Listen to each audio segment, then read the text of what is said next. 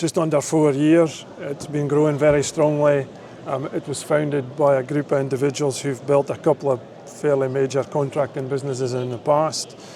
In terms of what we provide, we are an international engineering services business with a presence here in the UK, but also in the US and Australia.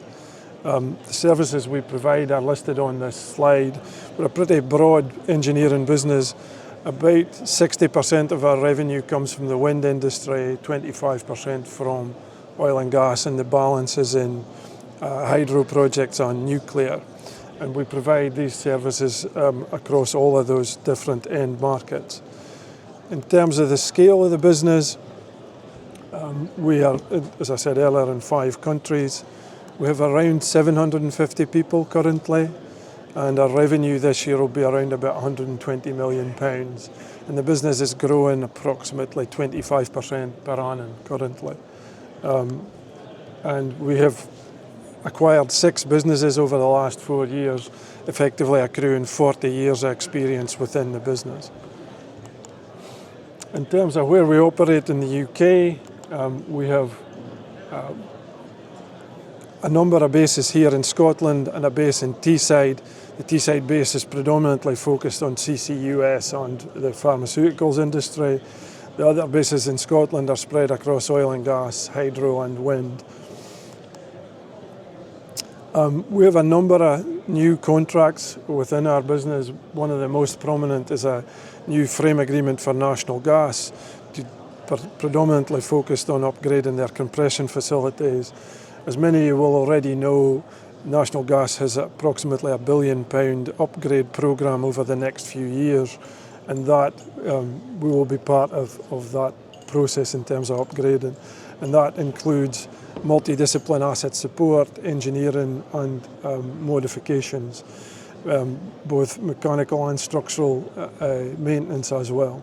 So there are a number of supply chain opportunities within that contract, particularly specialist fabrication and machining, inspection services which we don't provide from our own resources, equipment supply for on-site work, and the provision of skilled labour out with what we provide ourselves.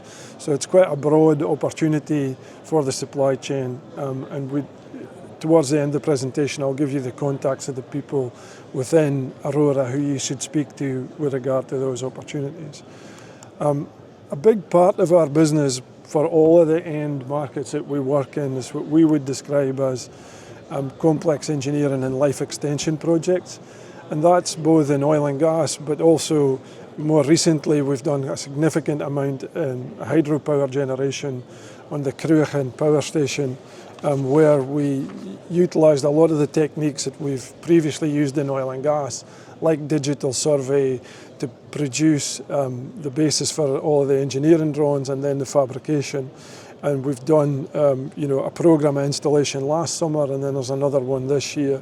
And we're pursuing a number of also quite large new pumped hydro schemes in Scotland. And again, there are similar opportunities across each of those areas in terms of the supply chain.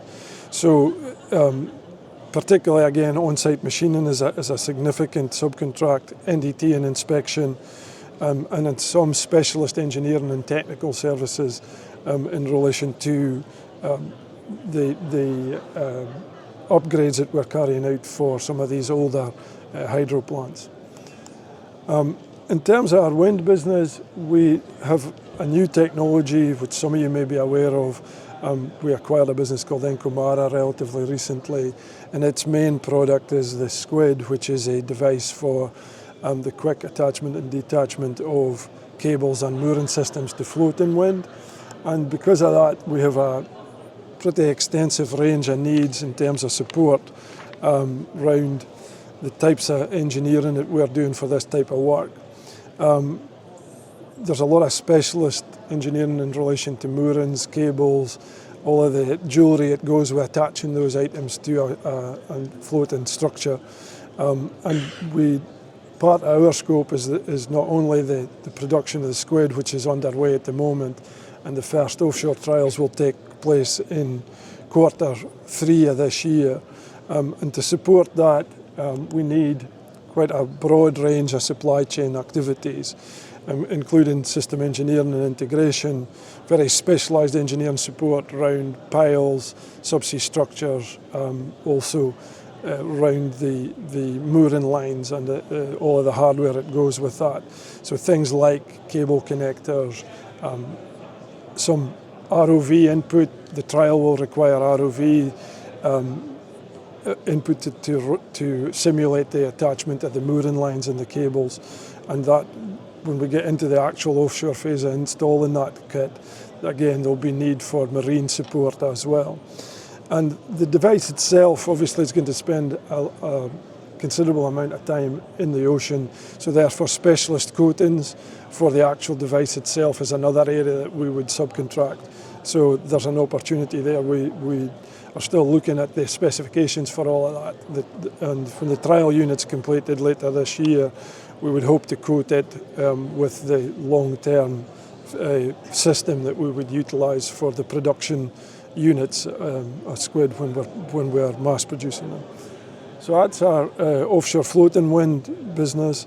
In terms of UK onshore wind and offshore wind, the fixed bottom, we do, as I said, about 60% of our revenue comes from this area, and we do both construction and installation of new wind farms. We've just finished the Kilgalleog wind farm down in the Borders, and we have a couple of other wind farms that we're going to be installing later this summer here in Scotland.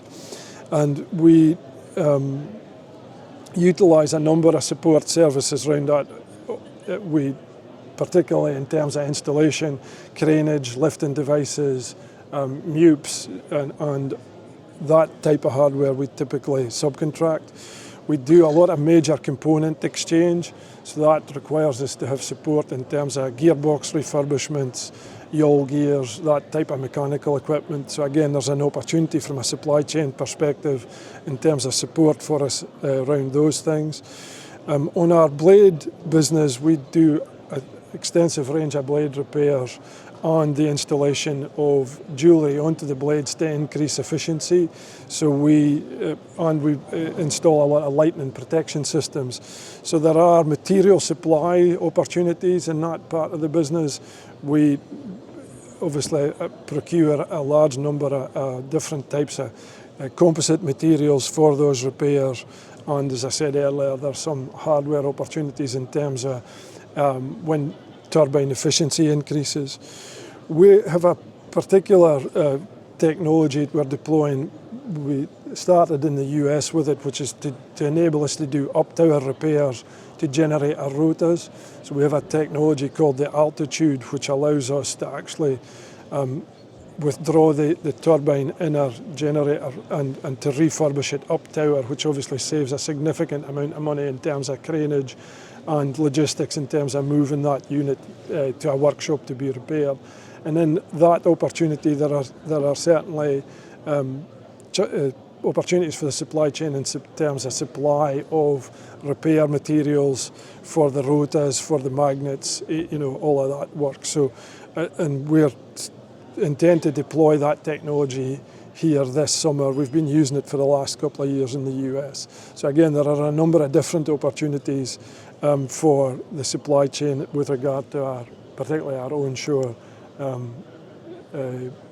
wind farm business, and they're listed along the bottom of the slide there. So supply chain challenges for us, we have our own in-house engineering and fabrication capability, but it's generally orientated towards what I would call standard structures and standard pipework. And we do produce a number of very complex fabrication structures which have very complicated welding needs, in particular things like weld overlay, which we don't do ourselves and we tend to subcontract. So again, that's another opportunity. We require, if you look at some of the things that we've done in the recent past, we've just finished producing 2 fairleads for the Ithaca Captain, very complex structure, a lot of very complicated engineering, particularly structural analysis, which we don't do in-house. So again, there's an opportunity for the supply chain there. A lot of what we do in terms of our wind business and a lot of our construction work. We require a lot of access technologies, specialist lifting, and we're always interested in innovative approaches that reduce the time for the activities that we're executing. As I mentioned earlier, we have some up-tower technologies of our own, which we're going to deploy this summer in the UK, but we're always looking for other ways of improving safe access. As you will no doubt know, a lot of these onshore wind farms, they're remote. It's difficult to actually get access with heavy equipment for doing maintenance. So anything that can improve the efficiency of executing those kind of tasks is always of interest to us. I think we also are looking for responsive suppliers who can mobilize rapidly, and you know, if you look at our wind services, it's across the whole of the UK, so it's not just here in Scotland, and the ability to mobilize quickly and efficiently is a big part, because oftentimes we don't get very much notice for some of these campaigns, and so we're looking for people who can respond quickly to the needs that we have, and we're actively looking for partners to help support us in each of these areas. So that's an outline of the types of things that we look into the supply chain for and are subcontracting or procuring. In terms of how to do business with us, we have a pretty well established supplier registration process. We try to engage as regularly as possible, and our tenders we produce are, we believe, clear and you know, balanced in terms of the ask and the time that we go out to look for suppliers. The things that we value, I mean, not surprisingly, safety is critical in all of the activities we do. We have a lot of remote access type opportunities, and those require good safety planning ahead of time. And anybody who works with us, we would expect to, you know, have that culture and mentality from the outset, and that's across all of the markets that we operate in.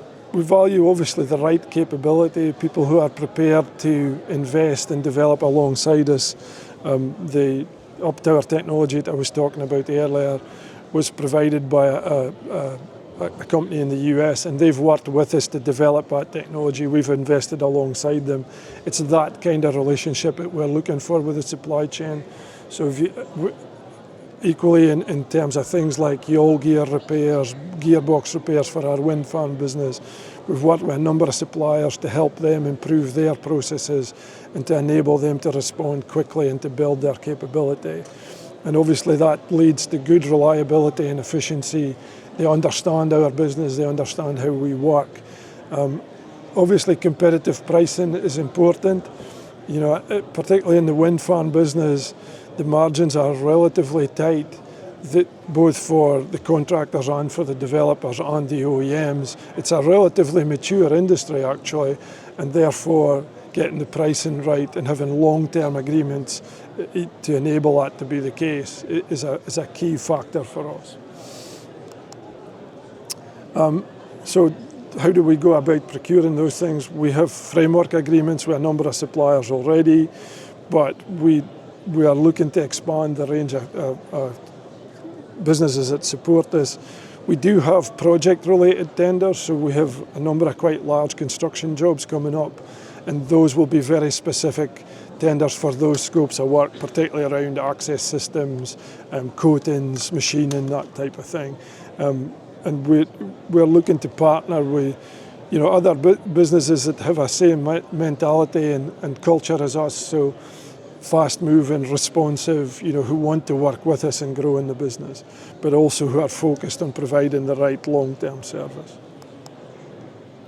So in terms of how do you interact with our company, these are the key individuals within our supply chain. Katie Jordan, who's our Chief Commercial Officer, runs all of the main contracts and tendering processes. Our engineering, which, you know, sits across both oil and gas and our hydro and wind business, is run by Kane Winton.